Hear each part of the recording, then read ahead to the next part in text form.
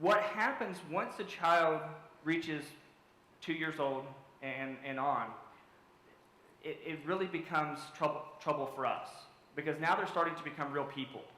And real people have their own ideas, their own thoughts, their own desires, their own goals. And so this is when it is very typical that we will see some oppositional behaviors. What's the kid's favorite word? No. Why is that their favorite word? Because it's the only word they hear, right? That's the word that parents say to their kids the most. I'm not here to bash any other parenting advisor, but there is one said parenting advisor who has the 10 Commandments of Parenting. I don't know if you've ever seen it.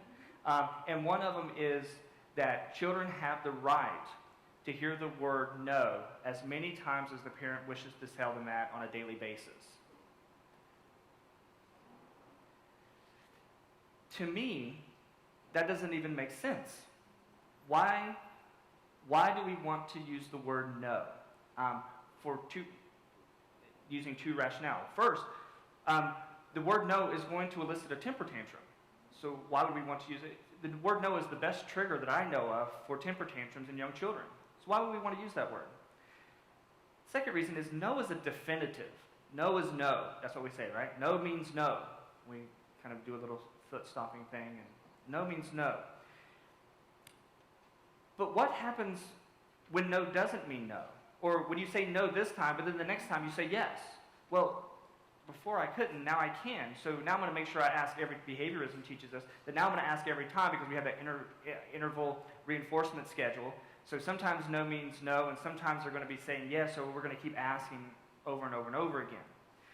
What I work with parents is when we see those types of oppositional behaviors, we need to avoid the word no. We need to avoid using definitives like that and instead redirect. And this works for many children, not every child, but it works for many children, where instead of saying no, you say, not this time.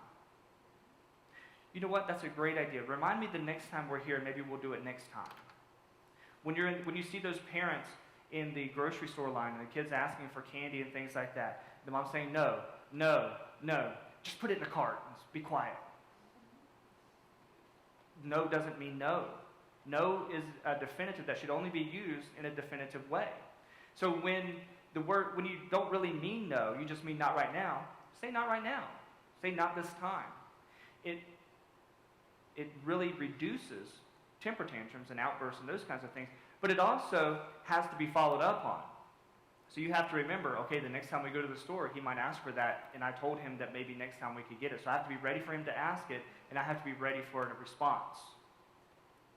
I've even encouraged parents to say, you know what, remind me at the next store we go to, and maybe I'll get it to you at the next store. And she says, well, my kid won't believe me.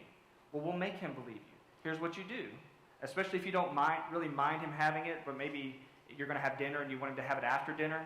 Then what you do is you say, remind me at the next store that we go to, and then maybe we'll get it then. Oh, no, you always say that. You never let me get it.